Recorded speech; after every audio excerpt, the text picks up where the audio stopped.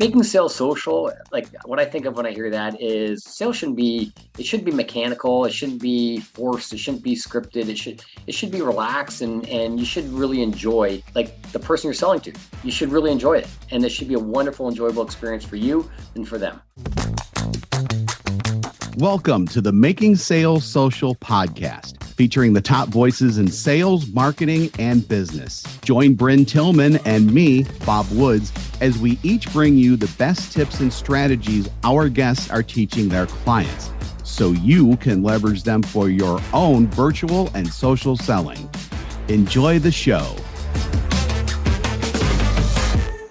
Welcome back to Making Sales Social. I'm Bryn Tillman, and I am here today with Chris Goegan, the founder of Engineered Growth Systems. He has helped entrepreneurs go from 6 to 7, even 8+ figures, and give them more time and more freedom with his engineered growth system and engineered marketing. There are only 3 growth systems separating you from the business that you want. On a personal note, Chris loves sports, the outdoors, and as he's originally from Canada, so he speaks a little funny. I love Canadian accents. He's married and has 4 kids that won't stop growing up. Chris, welcome to the show. Hey, thanks for having me here, Bryn. I'm thrilled to have you here, and I'm really excited to talk about how you are helping business owners scale, right? The ones that are stuck, that are on a plateau, that have been doing well enough, but really not growing, and I'm excited to talk about that. Well, and well enough gets painful. I like if you're there for too long, but and continue. So, well, I want to talk all about that great stuff. Right, but before we do, I'm going to ask one question that we ask all of our guests is, what does making sales social mean to you? Oh, geez, that's a tough one. I should ask you that. You know, you're the expert on social selling, but for me, it's making sales social. Like what I think of when I hear that is sales it shouldn't be mechanical, it shouldn't be forced, it shouldn't be scripted, it should be relaxed, and you should really enjoy like the person you're selling to.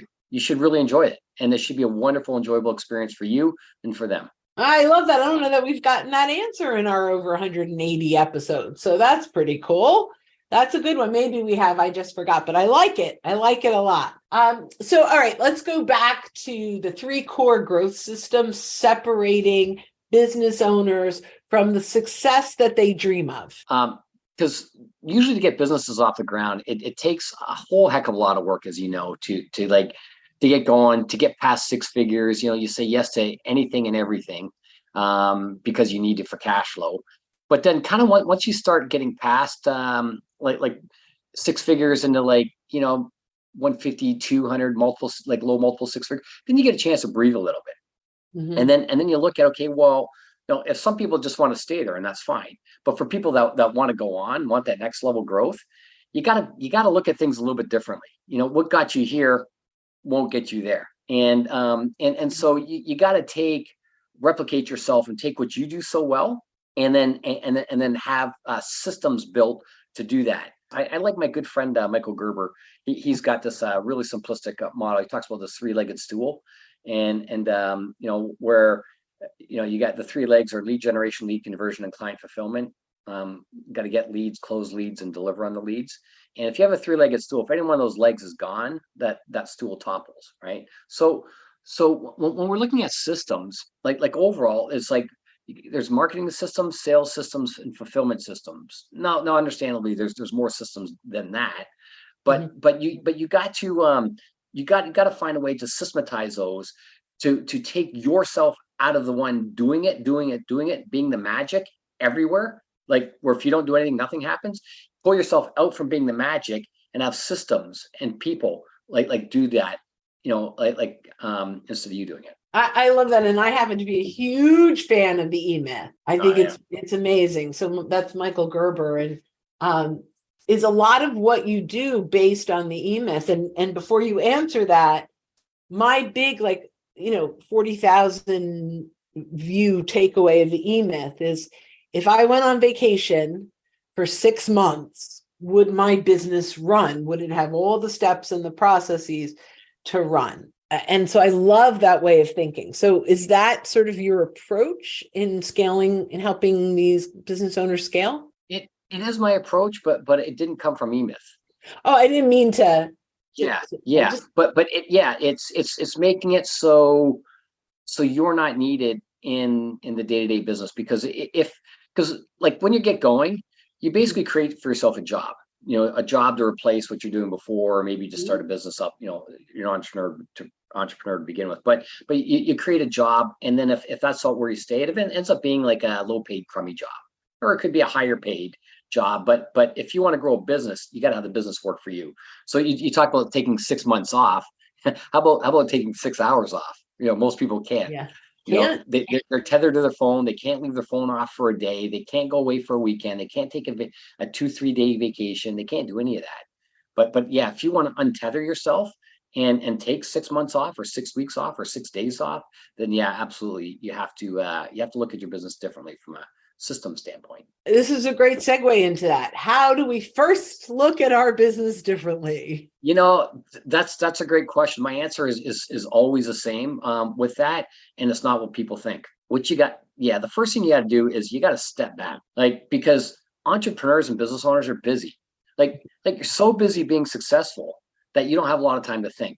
I love the book that John Maxwell wrote a long time ago. I can't remember anything about the book, just the title, Thinking for a Change. And so you got to step back, and it's great, like go on vacation in Mexico or something like that, and just step back from your business and think, where am I? Where do I want to go? Where do I want to take this? Is there another level I want to take it to, or is this it? Or am I happy right where I am right now? And there's no right or wrong answer. It's just what's right for you. So it's step back and take inventory of where you are and where you want to go, and then saying, what, do I have a plan and a growth plan that's going to get me there? So, okay. So now the answer is no, I don't have a growth plan. I have a vision. What do I do next? Yeah. So vision, and then, and then there's strategy, and then you look at your model, especially as you're growing. Initially, you start off, like I mentioned earlier, saying yes to everything and anything. But then when you start doing that, you got to like pull back and say, what, I don't like this, I don't like that, I don't like this, I like this, I like this. Ooh, I really like this. And then you establish what the core of your brand is all about. This is the area I want to specialize in. This is what the core of my brand is all about. And then, this is the purpose. This is the purpose, why I was here, why I feel that I was put here on God's green earth. And this is what I want to take out to the world, and I want to take it out big. So you develop that, and you develop your purpose, and then you figure out your vision beyond that.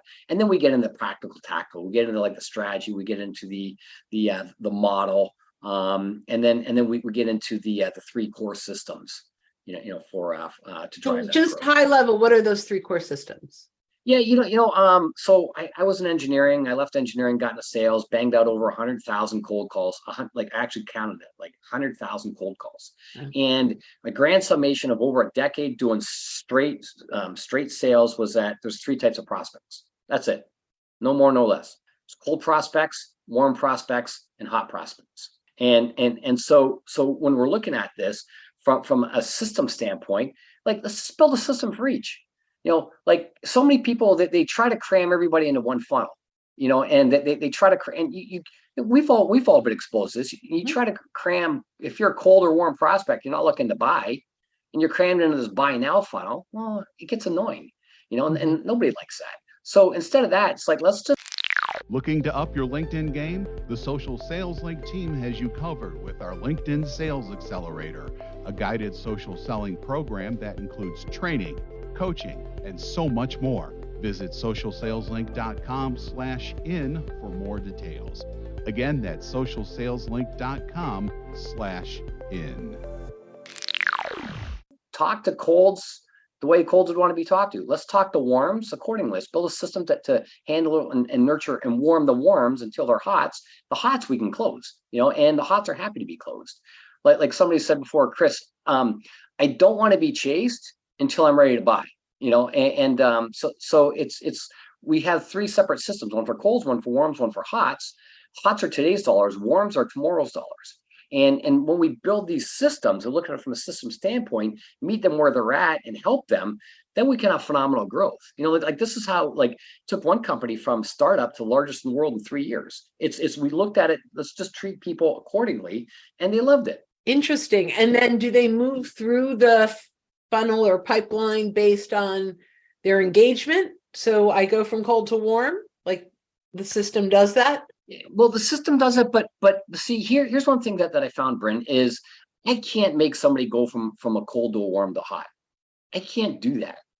Only they could do that. Everyone goes through this thing called the looking zone, and where it's like something happens in their life where now all of a sudden they've got this pain or this desire in their life for change. And I can't create that change. An easy example is weight loss, right? Like December, nobody wants to lose weight in December. I want to eat cheese and be festive and have a glass of wine and eat desserts and get fat, but then come January 1, well, everyone's making, right? It's like, I'm fat, I'm out of shape, I put on some weight, I need to get rid of this. They start looking for a weight loss program, right? So if you're selling, how hard would it be to sell somebody in December versus selling somebody like maybe right at the end of December or into early January? Because they're now in that looking zone, right? There's something happened in their life. There's a trigger. I call it a triggered event. A triggered event happened that moved them into the looking zone where now they're looking. So all we want to do with these systems, we develop these systems like systems for the warms, where they stick around and they really love the value that we give to them, the education that we bring to them, the help that we give them, the perspective that we give to them. And then so when that life event happens, where they move into that looking zone, now they're like, okay, they become hot and they're like, hey, I want to talk to Bryn. Bryn's been fantastic.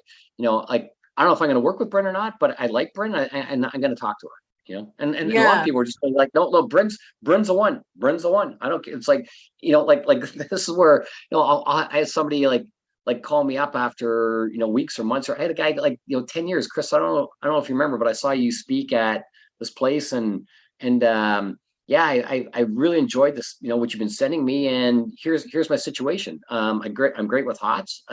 My warm system stinks and my cold system stinks. How much does it cost? When can we get started? Who do I make the checkout to? It's those are the kinds of things that you get from that. Yeah. So they're moving themselves from. You can't move them. Can't move them. I love that. That's sort of a really good perspective to keep in your brain, because we do try to pigeonhole, where they are. I had this analogy that I use in programs I run, and it's like there's two guys on a porch sipping on an iced tea, and the dog's whining in the corner of the porch, and one guy says to his buddy, "It's like, why is your dog whining?" And he goes, "He's lying on a nail." And the guy's like, "Well, why don't he move?" The guy goes, "Don't hurt bad enough." So like until that nail pierces the skin, they're not ready to move. They're not hot until that nail pierces the skin. Now we can go over and we could put our foot on them and gently press down on them, with different messaging and stuff like that. And we can help them to feel that pain more. But until that nail pierces the skin, they're not hot. Once that nail pierces the skin, then they're ready. They become hot and they're ready to buy. Interesting. So let's talk about the cold just for a moment. How do you earn the right? How do you bring enough value to the table to get them to move themselves? What are some of the things that you do?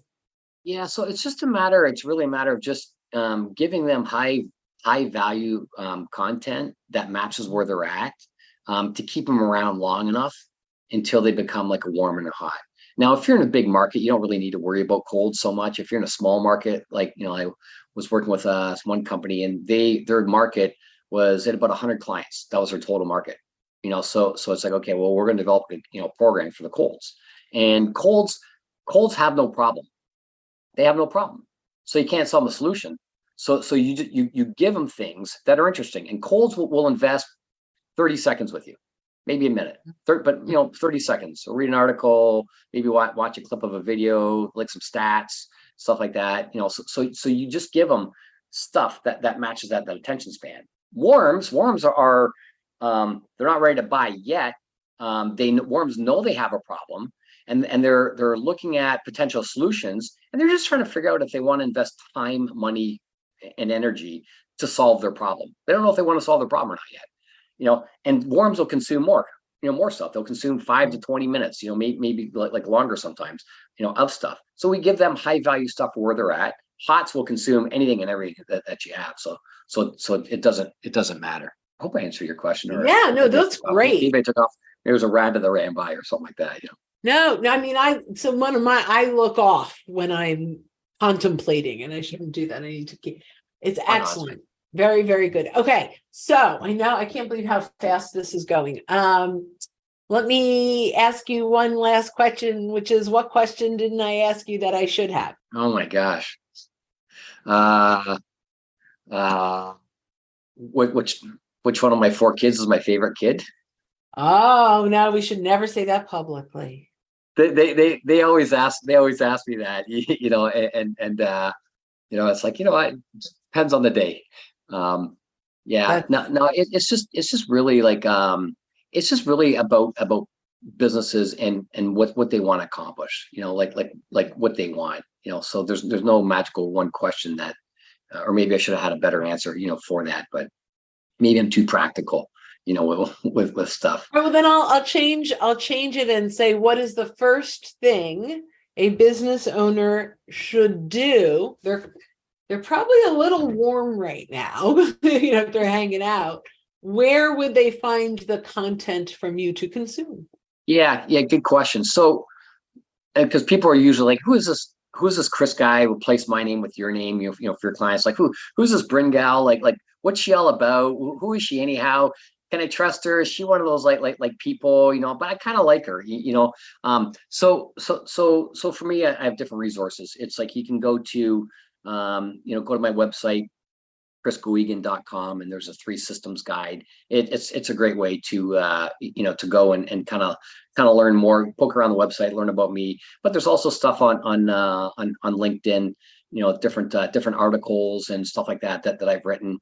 I've got videos on YouTube that you can look at, it's really just to get a feel for, like, who is this guy? Do I resonate with him, and do I think he can help me, kind of thing? If so, then go get the free guide, and that's really going to start giving you some deeper education. That's awesome. And the free guide is at chrisgoegan.com, ChrisGoegan.com/3-systems-guide, and we'll put that in the show notes. Awesome. Terrific. Thank you so much. This was a lot of fun, and I'm sure that the listeners got some great value. So guys, when you are out and about, don't forget to make your sales social. Thanks for listening, and join us again for more special guest instructors bringing you marketing, sales training, and social selling strategies that will set you apart. Don't forget to subscribe to get the latest episodes from the Making Sales Social podcast. Leave a review down below. Tell us what you think, what you learned, and what you want to hear from us next. You can also listen to us on Apple Podcasts, Spotify, Stitcher, and Google Play. Visit our website, socialsaleslink.com, for more information.